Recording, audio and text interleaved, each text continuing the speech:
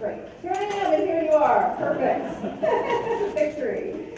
So what I'm going to talk about this afternoon is sharing some specifics about some of the students we serve and the ways that we do it. But I'd like to begin with a disclaimer, and that is many of the ideas that I'm going to share with you, I have openly pilfered from other people. And one of the reasons I love being in higher ed is you generally don't go to jail for doing that. So I encourage you to feel free to borrow any of the ideas or services or organizations that we tap into, however you would like, and I hope that I will gain something from you the same. And to that point, at the end of this, we will have a breakout if you have any questions about any of these specific programs, and I would love to hear what you're doing as well. Also, I have a lot of links in this PowerPoint, and Christina's going to share it if you're interested in any of those. So let's begin with talking a little bit about the CARE office. So the term CARE is a little confusing, like many of our acronyms in higher education are. For us, it's Campus Alliance for Resource Education. What it is not, it's not our BAT team, we're not the behavioral assessment team. I know for many places your CARE team serves in that function, and that's not one of our roles, although we coordinate with them a lot. To give you a little context of how we fit into the bigger picture, for those of you unfamiliar with Texas Women's, a lot of people think that we're private and we're women only, which is not true. As Texans, you should be proud that you are your home state that still has the largest university primarily for women in the public in the whole country, which I think is a nice feather in the cap for our state. We're also at HSI. Men make up about 11% of our enrollment. Our main campus is in Denton, but we also have campuses in Dallas and Houston as well. So the CARE office is staffed by myself and 2 other professional staff people, and we share an administrative assistant. Our goal is always looking at how are we balancing out the individual need versus the larger impact given our mission, which is looking at specific retention efforts for certain populations, as well as connecting students to resources. So the resources that we cover include off-campus housing, childcare, transportation, scholarships. We are first-year experienced instructors, and we also advise 5 student organizations, which everybody in the room has a similar experience of having multiple hats. I just wanted to give you a little context for what we do. So, who is a non-traditional student? And I love this poster, partly because it's one of the few things I remember from elementary school. It was in all my classes, I swear, in the 70s. Label jars, not people. And I just think it's such a good reminder that when we talk about categories of students, that they are individual students. They don't fit neatly into any of these boxes. And also, it can be problematic if you think, well, a veteran only has this need. Well, that veteran might also be a student parent. They might also have other issues. So while it's kind of helpful, it's not kind of, it definitely is helpful to have some insight into different types of students. At the end of the day, they are individuals that we don't want to pigeonhole. The other thing is, even though it takes a little commitment, especially if you're a person who likes to speak fast like I do, I think it's really important, though, that we commit to person-first language. Our students are students first, and then they have other experiences. So if you experience foster care, you don't want to be called a foster care student.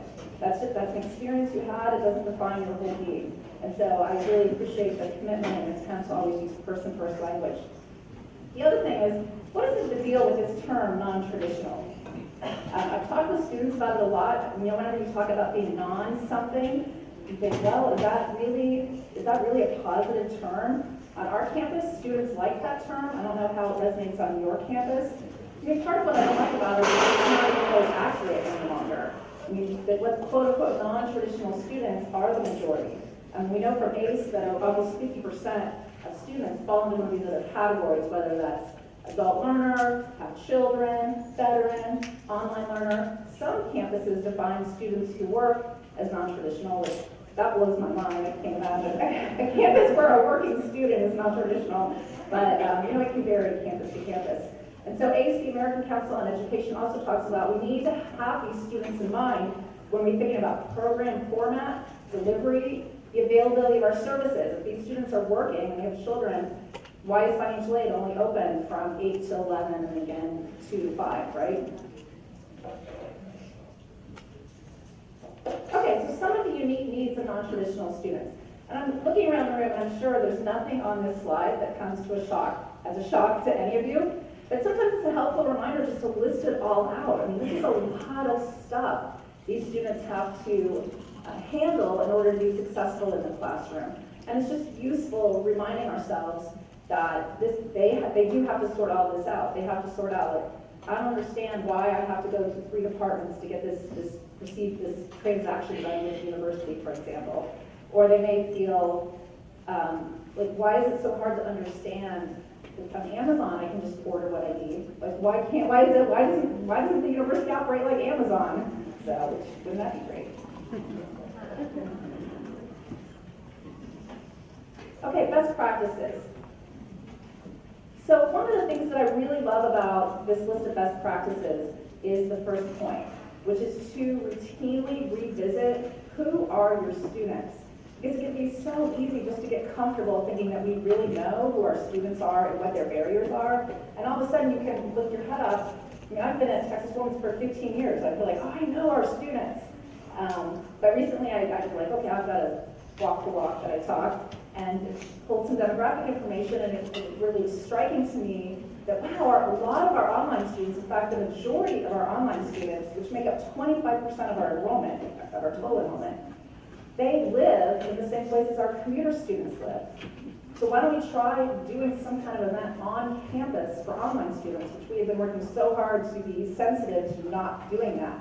So what we did is we actually, my assistant director, Jessica Birchfield, who's here today, hosted like an on-campus special event the day before classes started for online students, and it was wildly popular. We had, like, 60 students show up, which, I mean, when you look at 25% of your enrollment, 60 doesn't sound a lot. When we're thinking about online students, it's a lot. And they were so grateful for the opportunity to come on campus, even though they had zero intention of ever being back on campus again regularly. Okay, the national picture. So I'm going to shift a little bit and talk about some of the populations that we have some specific services for, starting with homeless students and students who have been in foster care. So this data from 2013, I did find an update from 15-16 that shows about a 4% increase, but basically this is a huge issue of students that are now in higher education who are struggling with homelessness. And people are asking, why is this happening? Why are there so many more students struggling with homelessness? And you can see these 4 reasons on here. They make a lot of sense why a student wouldn't have a place to live. Family conflict, abuse and neglect, parent incarceration, illness or hospitalization. The number of students we're working with who both parents have died has really gone up recently. I don't know if anybody else is experiencing that, but that's newer for us. And then shelters that can't accommodate their family. So the person who can't stay in the shelter is now on their own. So looking at foster youth, the 2 bullets I really want to highlight. So when you look at all people across the country who have an interest in higher education, if you have experienced foster care, you are the least likely person to earn any kind of post-secondary degree, the least likely. But what I want you to really know is that 84% of those students want it.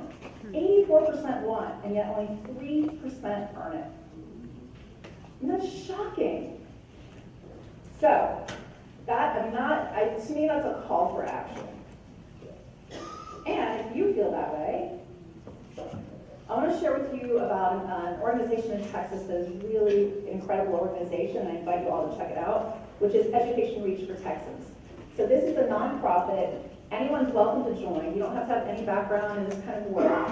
The purpose of this organization is to champion post-secondary outcomes for people who have experienced foster care.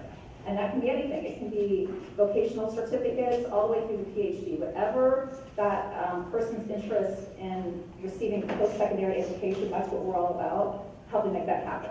And so there's several things that this website and this organization do that you might find really helpful. First of all, is anybody in the room a foster care liaison officer for their campus or their institution? No.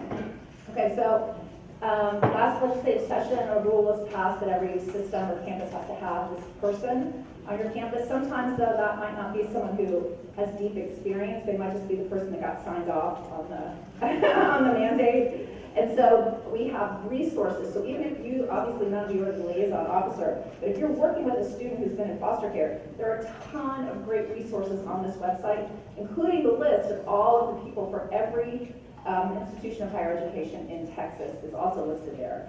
But also there, you'll see activity, what's coming up in this legislative session, if we have anything that we're working on. It's a tremendous resource. And we have an annual conference every summer. It's very affordable. It's like $100, I think, or $125. And even if you think, you know what, I don't know that I really work that much with students who've been in foster care, I still encourage you to, if the conference is in your area. This year it's in Austin, last year it was in Denton. It's just a great way to learn a lot about this specific group, and many of the things that are best practices for students who are in foster care actually are best practices for all students. It's just that some of these students have greater needs, and we have some incredible resources for students who are in foster care in Texas. I don't know if you're aware of, there's a full tuition fee waiver. Is everybody familiar with that? The catch is they have to activate it before they turn 25. I mean, what a crime that is. Some students don't even know they have that, and it's for life. So anyway, that's my plug for Education Reach. So some of the barriers students who have been in foster care face when looking at higher education is the very first one, lack of access to their parental financial information. So some of these students aren't aware that they actually are independents when they file for financial aid. And so they can get all snagged up in their FAFSA being incorrect from day one. So that's a really important thing for them to know. But you can also see a lot of this, you can kind of assume, like that makes sense, that if you've been in foster care, you may not have the financial needs to live independently, that you have limited housing options. When you turn 18, you are out, period. So, I shouldn't say period, there are foster families who keep students longer, and there are universities that have special plans, but in general, when you turn 18, you're out of your housing. And so we work hard every fall to find out who are students who are coming, so we can make sure that we have someone there to greet them. I mean, we've had students literally drop to the curb. That's it, goodbye, with nothing. So, and it wouldn't surprise me if that's happening in your institutions too. You just don't know who those students are. So, one of the ways we have worked to serve these students is what we call our Frontiers program. So in case you didn't know, we are the Texas Women's Pioneers, so we abuse that theme every way we can. So this group is called our Frontiers program, and kind of our motto is not about us without us. We can't take credit for that. That's a very popular theme when working with students who've been in foster care. It's really important that they have agency, that they haven't had it, they've been removed against, they didn't have any say in what happened when they were children or where they got to live. So it's very important that these students have agency and say in what happens. The student that I have in this photo, I just love her. She graduated from El Centro and transferred to us, went on to earn her master's degree at UTA, and now she's working at Child Protective Services, fulfilling her dream to transform the system within. And I'm sharing her story because she's a phenomenal woman, but also because these students have ambitions like that. So whatever we can do, like Dr. Lerner was saying about these pathways, it's just, this is what can happen when those pathways are possible. So we operate from a trauma-informed care philosophy, which that is different than we are not doing trauma-specific interventions. In other words, we're not the University Counseling Center. We don't do behavioral health or anything like that, but we operate from the model of trauma-informed care. That's a whole other topic, but basically your goal is to be aware of trauma, to realize the impact of it, recognize the signs and symptoms, and actively resist re-traumatizing students that you're working with. How's that for a standard? Don't traumatize your students. So some other things that we do with the Frontiers program is that we look at housing and financial aid. So we're a site, and there's several other places that are as well, supervised independent living. And what this is it's extended foster care. So if a student agrees to stay in foster care, their housing is paid for, which is great. And so I can definitely, if you have housing on your campus and you're interested in learning how you can become a site, I can help you with that. It's a huge, this is probably, if you can do this is probably the number one thing you can do to help your students, because the housing, that is the trickiest part for them, is figuring out where they're going to live and how they're going to pay for it. Because when you have a tuition fee waiver, that's phenomenal, but it doesn't cover, buying the books or where you're gonna live and all of that. And then financial aid, having a partner in financial aid is really crucial for working with these students, because I said there's a lot of mistakes that are commonly made from misinterpreting FAFSA, which I completely understand, especially the part about being independent. And then working towards having emergency funding.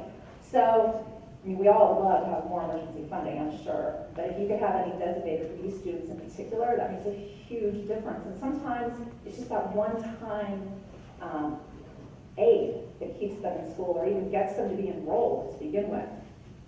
So what you see in this photo is what we call buddy baskets. So we have some really great community partners in Denton that in fact I just did it yesterday for this semester, they put gift baskets together for us to distribute to students. And they do it at the start of the year. They like to do it during midterms or finals. And it's really great. The students obviously love it. They do potlucks. You have to be careful. Sometimes they want to invite students to their home. And once you hear some of these stories, they're really compelling. You want to do all that you can. But again, the students get to have say. They may not have that interest. They might not feel compelled to get to meet somebody. So these baskets are a great way for community members who, once they learn the need, be able to help the students.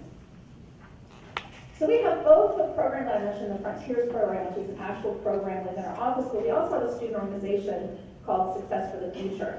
And I think it's helpful if you can to have both, because the nice thing about the student organization is it's a traditional student organization in that they choose what their priorities are, they choose what kind of activities they want to do, and that's an important developmental experience for all of our students, but in particular for students who've been so disempowered to be able to have that opportunity. So one of the things you see here is we did an outdoor adventure. So we worked with our Fit and Rec and said, hey, you do these trips, can we have it where it's closed only to our students? And wow, we never thought about that. That sounds like a great idea.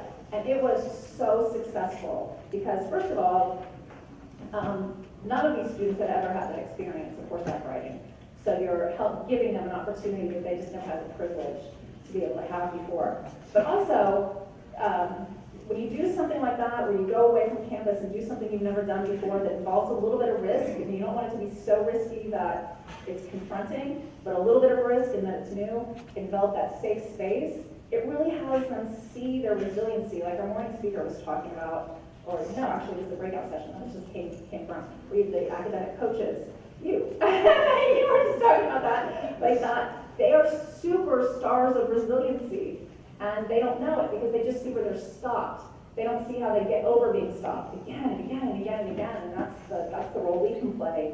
And trips like this do that. Also, there's a lot of research coming out right now about just taking students into nature. And universities are creating these whole trips that are around mindfulness and reflection, involving their counseling staff with their Fit and Rec and wellness staff to combine these, teaching students how to meditate, to build coping skills to reduce anxiety, because I know we all are seeing increased amounts of anxiety on our campuses. So just a second little plug for that sort of thing.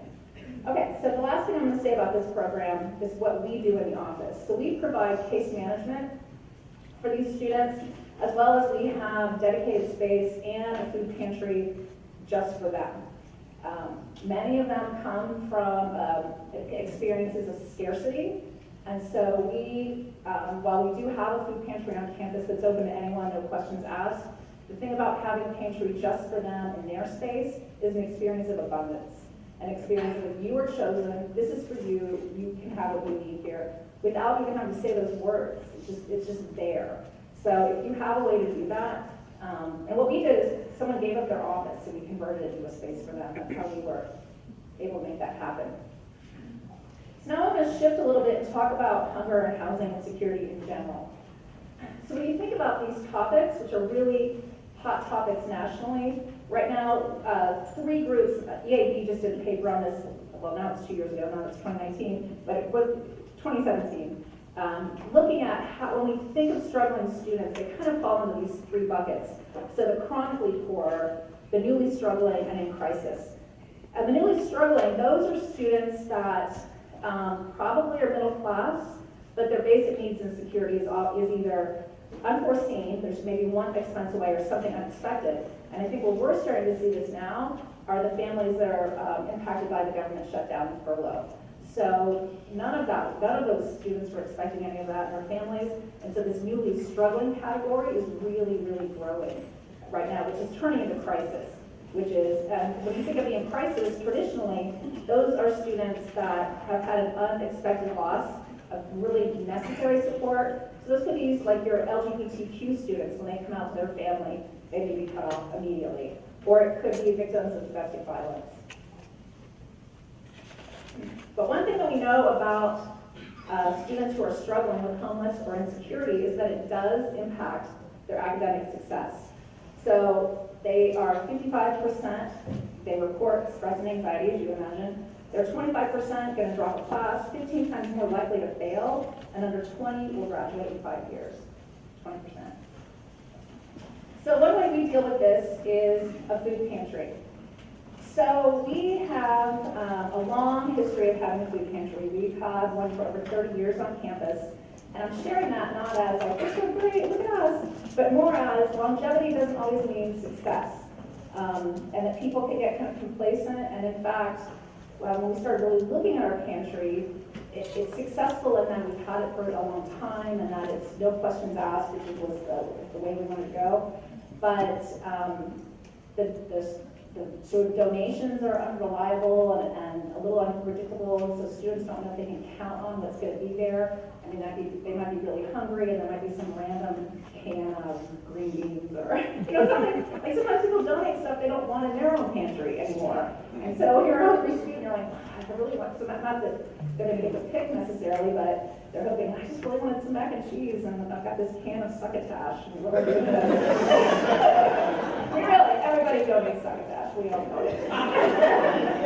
And so when we were looking at what can we do so there's several considerations with food pantries. Who's going to staff it? Where are you going to store the stuff? Like, what are you going to do? So we were just brainstorming, and actually our advancement people got together with our vice president on this particular issue and said, let's reach out to some of the food banks.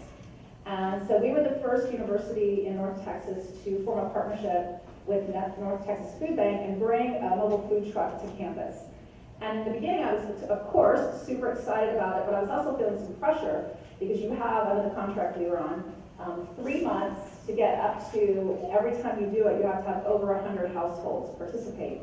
I'm like, wow, getting 100 students who have a lot going on to come to one thing at the same time every month. How are we going to do this? Well, what we figured out was that we were just going to have, first of all, we know students spread the word really effectively through students, so we did that. But also we started looking at our employees, and we worked with our HR department to look at which types of positions systematically are our lowest paid positions. And then we directly targeted those employees in terms of, we had flyers made in Spanish, we went to their staff meetings to encourage them that this is really open for anyone. So even though the North Texas Food Bank does have a requirement that you must meet USDA criteria, no one is ever turned away. So because of that, we still serve more students than non-students, but because we have employees every time going, and frankly, a lot of our employees are also students, so they follow the groups, we've not had any problem at all. So if you're thinking about, okay, that sounds good, how do I do that? How do I start a food pantry? So the advice is to start small. Like I was starting to describe non-perishables versus perishables. If you start perishables, that's a whole other thing, even though it makes for a food pantry that has more items that students need, it takes more people to make it happen. Also think about stigma. I think that's one of the things that when we decided to get us into this contract with the North Texas Food Bank, we really gave a lot of thought to that. We had, and this happens when we're on college and university campuses, of course, if people are excited to be there, they want to help, but there's also all these research opportunities. And we were really always having to remind people, like, look, the number one reason we're doing this is to help hungry people. And if you're asking questions because you want to complete the survey for your research, if a person feels like their privacy is being violated, or they feel uncomfortable coming, or any of those reasons, that is causing harm to what our original purpose is. So you may have to have some of those conversations with people. And then the third thing is to think about creative funding. So I'm sure you've seen schools that do things like you can, for your parking tickets or library fees, if you donate food, you can have forgiveness of those fees. And those are great ways. Just be sure to say, no succotash. Put that list out there. Okay, so adult students and part-time students. I'm sure most of this data about these students looks familiar to you. One of the groups I think it's easy to overlook, though, are part-time students. I mean, for many campuses, and this is why I invite you to revisit your demographics, it's easy to forget how many students are enrolled part-time and how different their needs are from everyone else. And so, like, challenging ourselves, like, how are we engaging all of our students, including our part-time students, and what can we do to nudge them to become full-time? I mean, sometimes that takes, really spending time helping them do the financial analysis that, I know it's a leap of faith to quit your job and become a full-time student, but if you do that, look how much faster you're gonna graduate. And we do know that our full-time students do tend to graduate at higher rates than our, part-time, in other words, is a risk. So we can convert those students to full-time, but that takes time, and we have to even know who they are and what they need. So I encourage you to think about them. And then all of these students fall into the commuter bucket, which who doesn't love commuting in North Texas after all? It's so easy to get everywhere you want to go. And so I just wanted to share that they're commuting not just to us, but also to work. And as I was thinking on our drive over here today, we were talking about all the tolls and just how expensive it is to get anywhere. So, and I'm sure that's not any huge insight to any of you. I know you're all aware of it, but it's something that we need to remember that our students are dealing with all of the time. So one of the services that we have is legal services for students. So they are able to seek consultations and referrals, and I really, especially with our non-traditional students, really push them to, and I have our attorney actually come to student organization events to have students do their will, telling them, especially if they have children, like, get this done now at no cost. But also you can see all the other advice that's given on a variety of topics, especially regarding bad lease terms with off-campus housing, immigration warnings, and identity theft. Okay, as I was talking about outdoor adventure and what people are thinking about wellness, you know that health and well-being is such a huge topic now in higher education. A lot of that came out of the 2014 Gallup-Purdue Index report, the study where 30,000 college graduates across the U.S. affirmed that they want colleges and universities to prepare them not for just better jobs, but also better lives. And I know probably everyone's really familiar with that report. If not, I encourage you to look it up because it's super helpful. Quickly, they looked at well-being in terms of purpose, social, financial, community, physical. And so our office, when we started digging into this more deeply, looked at, we really are going to frame most of what we do with students now around financial wellness. So Cash Course is free. If you don't have it on your campus, check it out. They will make it look like your institution. I'm looking at Jessica because she's the one that leads this. We'll talk more about it in the breakout if you want to know. But the key word is free. Tons of templates. We're integrating it into financial aid. So when they want to do a budget review, they have to use the template in Cash Course because it walks them through everything. It has things like, how do I know if I can afford a pet? Log in there, asks you all these questions. And the answer always should be no. You can't, but let them get there on their own. Unless it's a goldfish. Okay, student parents.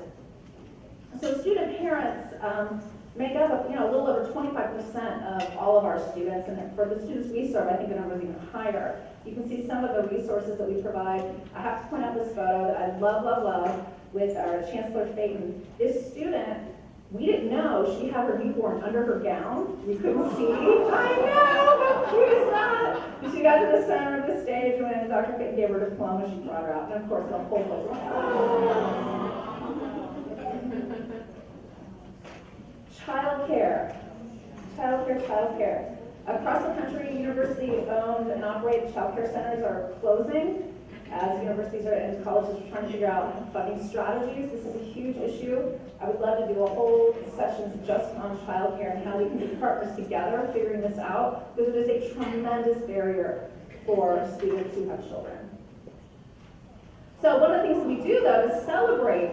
We celebrate not just a student also being a parent and a scholar, but also the ways that their children participate in their accomplishment of a degree. And it's life-changing for the whole family. If you're first generation and your child sees you studying, and then they get to be part of that milestone, like, hey, we did this together. So we have an event called Family Graduation Celebration. So you can see the children are in children's-sized gowns. They get to keep the cap if we loan out the gowns because we can't afford to replace those every year. And they cross the stage with their parent who is in their regalia. It's a child-friendly ceremony. I love it because it's short. and the children are the ones who actually get the diploma. I know, pretty good, right? And there's photo ops in the end with Cool in the Gang celebration. We blast it and throw beach balls everywhere. It's a really great event. And the other thing that's great about it is that we don't have any limit on guests.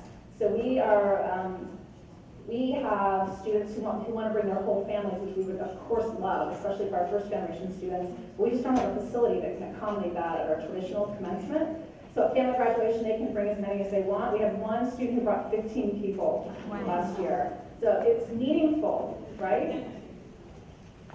Okay. Pioneer Quiet backpacks. So these are backpacks that students can check out when they have a meeting on campus that have developmentally appropriate toys that are super easy to clean. Having a program like this, that you've got to really be clear about what it's for, because we don't want to send the message that it's okay to take your kids to class. And that's something, I know you're all nodding like that's an ongoing conversation we have to work with students on. But it is great if they're going to meet with an advisor or some other appropriate time that they could bring their kids going to a student org meeting, or sometimes it's just last minute, your babies are canceled or whatever, they can come check these out with us. Lactation spaces. So I was receiving many complaints about lack of lactation space, and students were really irate, reasonably so, like, what the heck, this is a women's university and I'm a health major. Why can I not find a space on this campus? So I took the charge and pulled a committee together, and we were flying and had all these great ideas. And then I was reminded to stay in my runway. I sometimes get that message, you might be shocked to hear.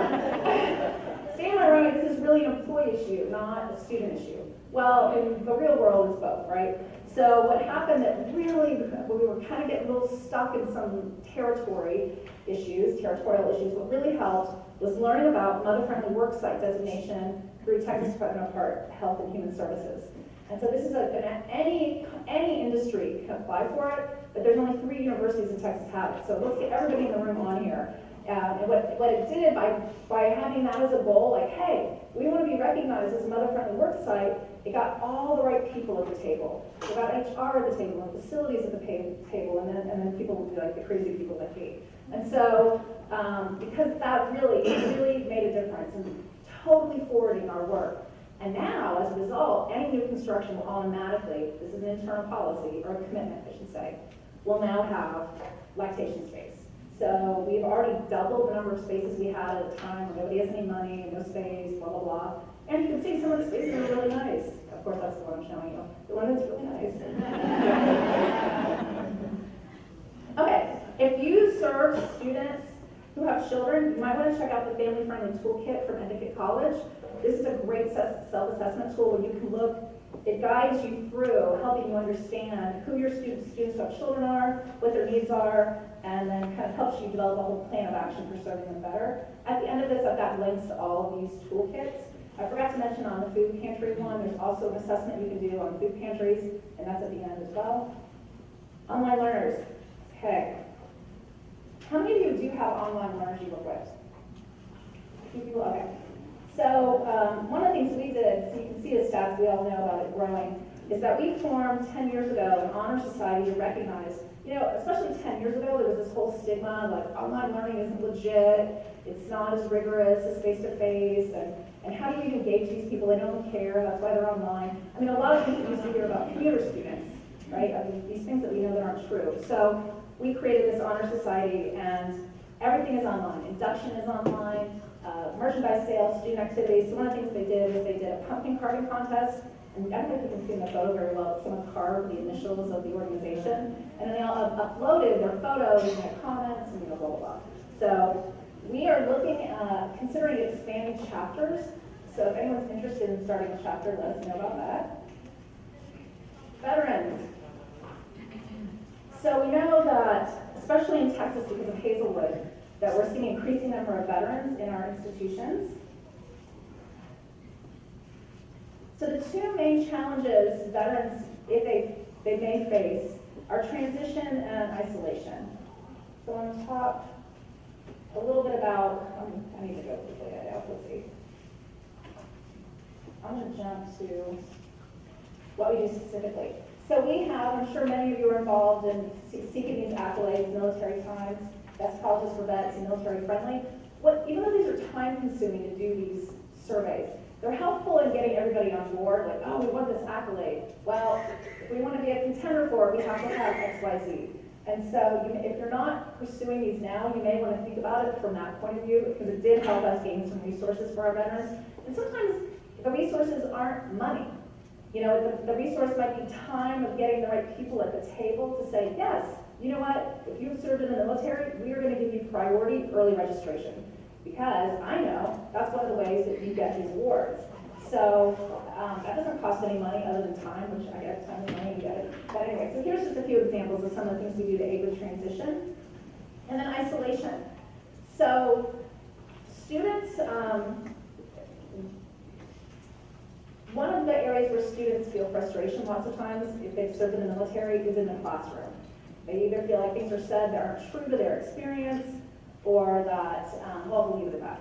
And so, if you can provide some kind of military competency training for your faculty and staff, ours is called VetSum training, it's really helpful because first of all, you're helping those people understand what the needs are of military-affiliated students and what some resources are, but also it increases the visibility. So that symbol you see is one that a student designed, and we have that posted all over campus in the offices of people who have completed the training. We're trying to figure out a way where we can get it added into when students select courses so they can see, oh, this professor has been through the VetSum training. A leader in this, really, I have to give credit to Texas A&M at San Antonio. Every new employee goes through their military competency training. So there's great models out there for how to do this.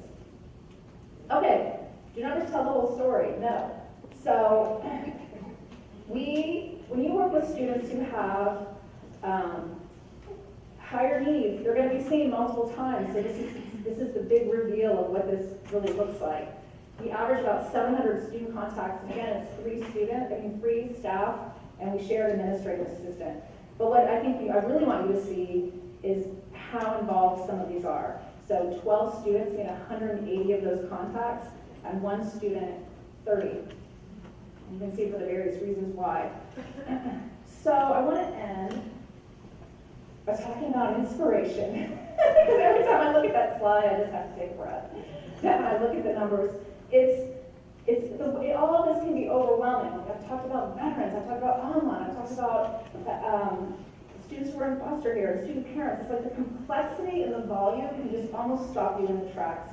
And I'm finding also, I don't know about for the rest of you, that now more than ever, there's just this malaise that people feel. I don't know if part of it's the shutdown and the furlough, but it doesn't matter the industry. Like people feel like they have to do so much more with less time, fewer resources, and there's just this sense of, gosh, it's just almost impossible, especially at a time when resources are dwindling. So in these moments, I have to remind myself that the greatest resource we have is ourselves. I mean, literally, when we look at our budgets, we know that payroll is actually one of our greatest resources.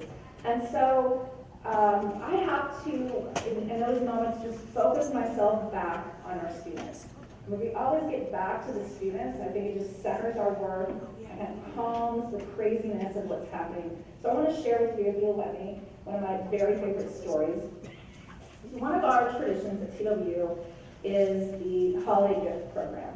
And this was started, it came out of having housing for families on campus. They created this program originally just for our on-campus students, and we expanded to off-campus. So we've been doing this program for over like 32 years or something. And it's a pretty simple thing where students who have need get matched, which is actually all students who have children. So all children, all our parents practically that have children who have financial need get matched anonymously with sponsors to provide gifts in December. and also needs, so if they need a winter coat or shoes or whatever. So every year we match about 300 children to sponsors. So about 10 years ago or so, I was on our Dallas campus distributing gifts, the holiday gifts, because we do it at one-on-one to keep it all private.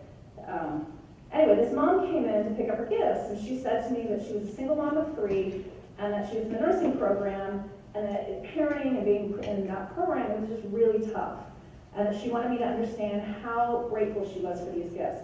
Well, that's a really common thing. The students tell us, and that's the fun part of the program, is hearing that. So I acknowledged her gratitude, and I assured her that I would pass this along to her sponsor, but then something unexpected happened. It chokes me up, so bear with me. She grabbed my arm, and she said, listen, I want you to listen. I said, oh my gosh, I'm sorry. And I really got present with her. And she said, all my kids wanted this year was a Christmas tree. And they said, we don't do presents, all we want is a tree. And she shared that she actually could afford the tree, but she knew Christmas morning when they got up, they would be really disappointed there wouldn't be anything there. So she said, you have not just given me gifts, you have given my children hope. I know. So that's the thing I want to leave you with, is that the work that you all do is really important. And you don't know what kind of difference you're going to make for a student. And so in all the craziness that we can just always center ourselves back on the students, I think we'll continue to make a difference for them. So I want to thank you for your time.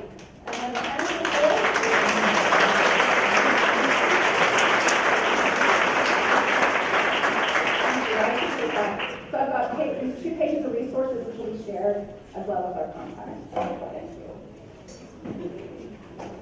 you.